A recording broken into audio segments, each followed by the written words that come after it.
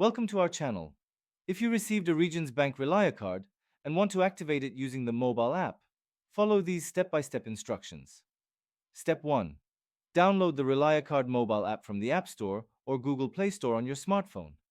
Step 2. Open the ReliaCard app and tap on Register or Create Account to set up your account. Step 3.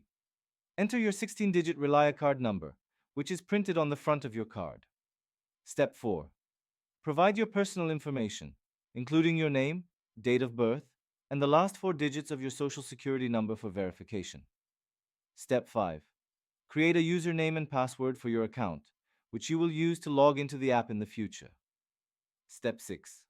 Set up a personal identification number, PIN, when prompted. This PIN will be used for ATM withdrawals and in-store purchases. Step 7. Review and accept the terms and conditions of your ReliaCard agreement. Step 8. Once the activation is complete, you will receive a confirmation message within the app. Your Regions Bank ReliaCard is now active and ready to use. You can check your balance, view transaction history, and manage your card directly through the app. Don't forget to like this video and subscribe to our channel.